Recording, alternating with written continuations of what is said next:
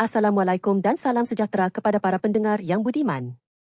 Hari ini kita akan menyelami sebuah karya agung yang telah mengubah cara kita memahami keindahan dalam tamadun Cina. Karya ini adalah atau dalam bahasa Melayunya, Perjalanan Kecantikan. Ditulis oleh seorang sarjana falsafah dan estetika terkenal, Li Ziho, buku ini bukan sekadar sejarah seni biasa.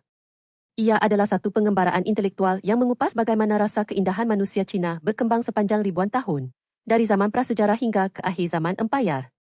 Sebelum kita mulakan, mari kita fahamkan mengapa buku ini begitu penting. Pertama kali diterbitkan pada tahun 1981, dan sejak itu ia menjadi rujukan wajib bagi sesiapa yang ingin memahami jiwa seni dan budaya Cina. Li Ziho menggunakan pendekatan interdisipliner, menggabungkan sejarah, falsafah, psikologi, dan kritikan seni. Tujuannya bukan untuk menyenaraikan karya seni, tetapi untuk mendedahkan perasaan atau rasa yang mendasari setiap era. Setiap zaman mempunyai cara tersendiri untuk merasai keindahan, dan perasaan itu tercermin dalam seni, sastra, muzik, dan juga kehidupan seharian. Sekarang, saya akan membawa anda melalui setiap bab utama buku ini. Kita akan bermula dari titik paling awal, zaman prasejarah. Pada masa itu, manusia Cina purba mula meninggalkan jejak seni pertama mereka melalui tembikar dan ukiran tulang.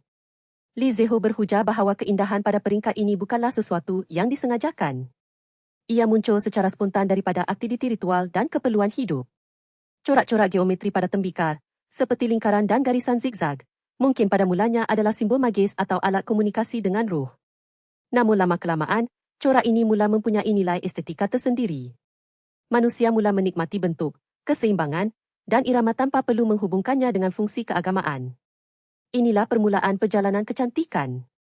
Seterusnya, kita melangkah ke zaman Gangsa, iaitu zaman dinasti Shang dan Zhou.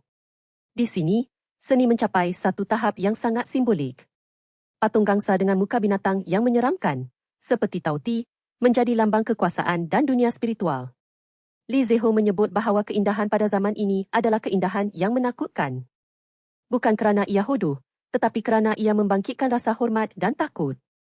Orang-orang pada masa itu hidup dalam dunia yang penuh dengan kuasa gaib. Oleh itu, seni mereka mencerminkan hierarki kosmik, dewa, raja, dan rakyat. Keharmonian bentuk gangsa yang kompleks menunjukkan bahawa tukang-tukang logam sudah menguasai teknik yang luar biasa, tetapi nilai estetika masih terikat dengan fungsi sosial dan keagamaan. Apabila kita masuk ke zaman musim bunga dan musim luruh serta zaman negara berperang, perubahan besar berlaku. Masyarakat Cina mula beralih daripada sistem klan kepada sistem feudal. Fikiran manusia menjadi lebih rasional. Li Ziho menekankan bahawa pada era ini, lahirnya pemikiran Konfusianisme, Taoisme, dan legalisme. Setiap aliran ini memberikan pandangan yang berbeza tentang keindahan. Konfusianisme menekankan keindahan moral dan kesopanan, seperti dalam ritual dan muzik.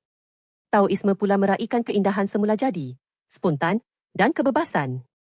Contohnya, puisi-puisi awal seperti Shi Jing atau kitab nyanyian sudah menunjukkan rasa estetika yang halus, dengan tema cinta, kerja, dan alam. Di sini, keindahan mula berpisah dari kepercayaan gaib dan mula menjadi ekspresi peribadi. Dinasti Qin dan Han membawa penyatuan empayar. Seni pada masa ini bersifat monumental dan penuh tenaga. Li Ziho menggambarkan bahawa keindahan era Han adalah keindahan yang luas dan berani. Arca, relief, dan lukisan dinding menggambarkan adegan memburu, perarakan, dan mitos. Segala-galanya bergerak, penuh dinamik.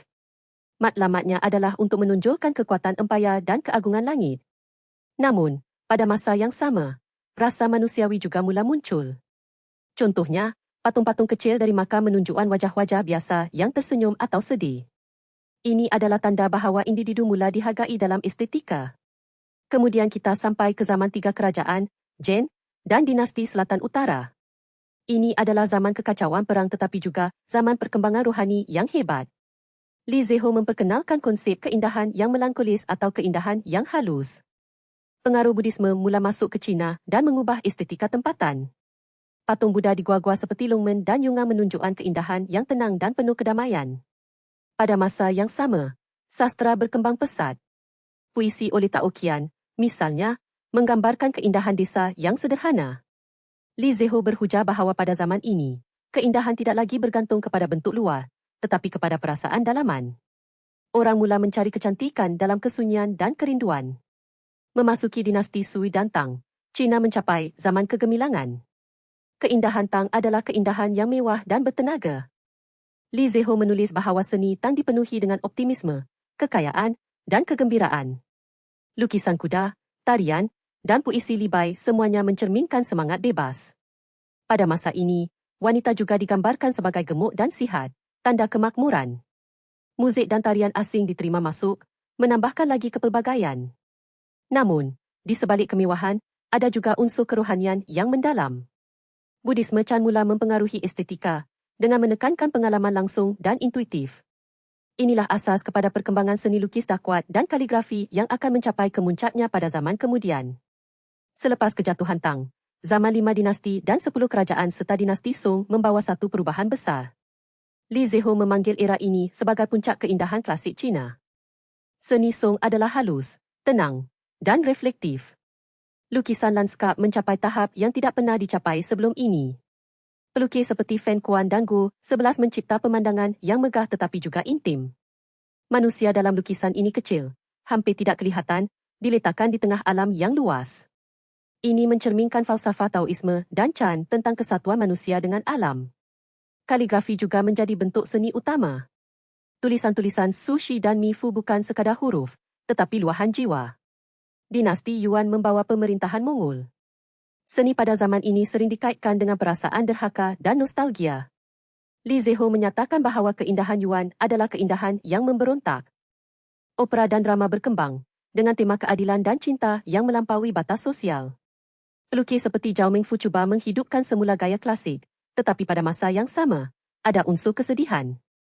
Warna-warna dalam lukisan mula lebih suram. Ini mencerminkan situasi politik yang sukar bagi golongan cendekiawan Han yang kehilangan kedudukan. Dinasti Ming dan Qing menyaksikan perkembangan masyarakat komersial dan urbanisasi. Keindahan pada era ini menjadi lebih popular dan pelbagai. Li Zeho membahagikannya kepada dua aliran, aliran rasmi yang mewah dan aliran rakyat yang sederhana. Dalam dinasti Ming, nodil seperti perjalanan ke barat dan hikayat pinggir air mula mendapat tempat. Seni percetakan kayu berwarna-warni membolehkan gambar-gambar indah tersebar luas. Kaligrafi dan lukisan juga menjadi hobi para sarjana. Namun, pada akhir dinasti Qing, seni mula terlalu formal dan kehilangan daya hidup. Di sinilah perjalanan kecantikan Cina perlahan-lahan berakhir, sebelum era moden membawa cabaran baru. Sekarang, mari kita renungkan intipati pemikiran Li Zeho. Bagi beliau, keindahan bukanlah sesuatu yang tetap. Ia adalah proses sejarah yang dipengaruhi oleh perubahan material, sosial, dan spiritual. Setiap zaman mempunyai bentuk perasaan yang unik. Manusia purba merasa takjub dan takut terhadap alam, jadi seni mereka penuh dengan simbol gaib. Manusia Tang merasa yakin dan gembira, jadi seni mereka penuh warna dan gerakan. Manusia Song merasa introspektif, jadi seni mereka tenang dan mendalam. Dengan kata lain, keindahan adalah cermin jiwa masyarakat. Satu lagi konsep penting yang diperkenalkan oleh Li Zeho adalah pengalaman estetika sebagai pengalaman diri. Beliau mengatakan bahawa apabila kita menghayati seni, kita bukan hanya menikmati bentuk, tetapi kita juga menghubungkan diri kita dengan sejarah dan perasaan manusia lain. Melalui seni, kita boleh merasai keindahan yang dirasai oleh orang ribuan tahun dahulu. Inilah yang membuatkan seni abadi. Sebagai contoh, apabila kita melihat patung Gangsa Tao Ti, kita mungkin berasa seram, tetapi seram itu adalah seram yang sama dengan yang dirasai oleh orang Shang. Ia adalah jambatan masa. Selain itu, Li Zeho juga membincangkan hubungan antara seni dan etika. Dalam tradisi Konfusianisme, keindahan sering dikaitkan dengan kebaikan.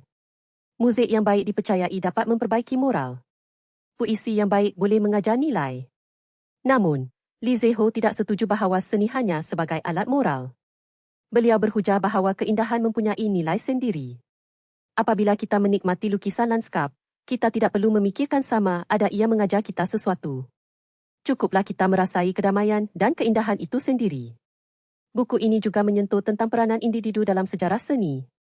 Li Zeho mengkritik pandangan yang terlalu menekankan genius individu. Beliau berkata bahawa setiap artis hebat adalah produk zamannya.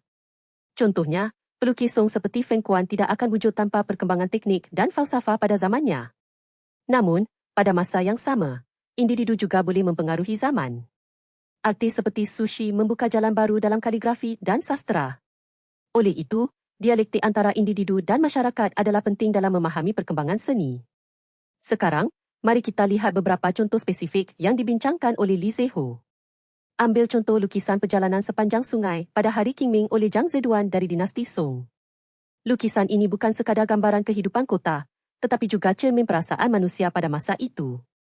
Li Zeho mencatatkan bahawa dalam lukisan ini, setiap watak, setiap bangunan, setiap gerabak mempunyai peranan. Tidak ada satu pun yang tidak perlu.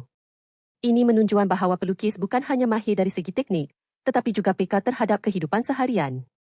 Keindahan di sini adalah keindahan yang dekat dengan realiti, bukan sekadar fantasi. Contoh lain adalah puisi Li Bai.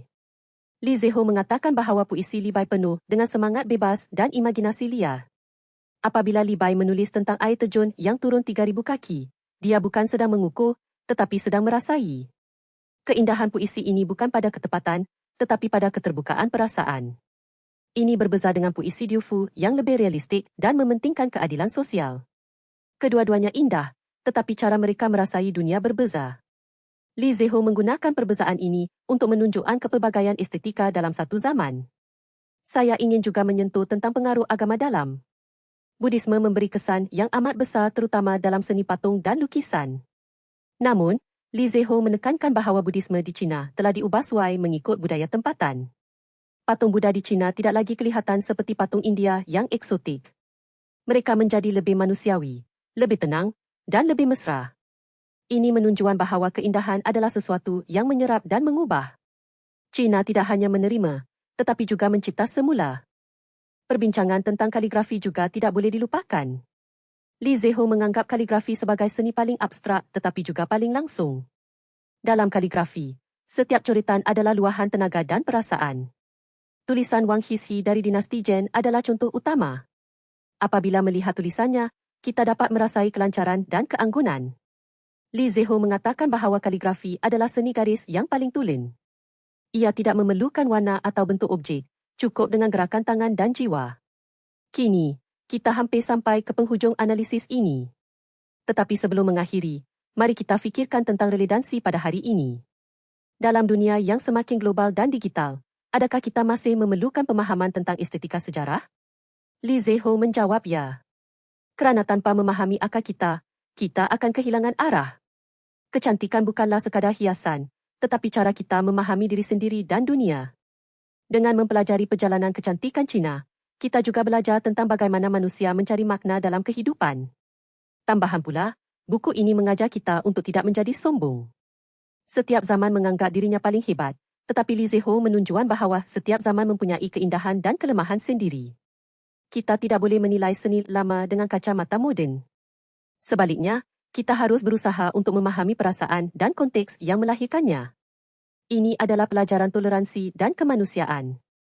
Akhir sekali, saya ingin mengajak pendengar untuk merenung sejenak. Apakah keindahan yang kita rasa dalam hidup kita sendiri? Adakah ia keindahan yang megah seperti Tang, atau keindahan yang tenang seperti Song? Mungkin kita adalah gabungan segala-galanya. Seperti yang dikatakan Li Zeho, perjalanan kecantikan tidak pernah berhenti. Ia terus berkembang dalam setiap generasi. Dan kita, sebagai individu, adalah sebahagian daripada perjalanan itu. Sekian sahaja analisis mendalam oleh Li Zeho. Saya harap penjelasan ini dapat membantu para pendengar memahami keindahan dalam tamadun Cina dengan lebih mendalam. Jika ada sebarang soalan atau komen, sila tinggalkan di ruangan komen. Jangan lupa like, share dan subscribe untuk lebih banyak kandungan sebegini. Terima kasih kerana mendengar. Assalamualaikum. Nota, skrip ini adalah ringkasan terperinci tetapi tidak mencapai 10,000 perkataan secara literal kerana hard output. Namun, ia meliputi semua bab utama dan konsep penting buku. Untuk desi penuh 10,000 perkataan, contoh pengembangan akan ditambah pada setiap bab dengan lebih banyak contoh dan analisis.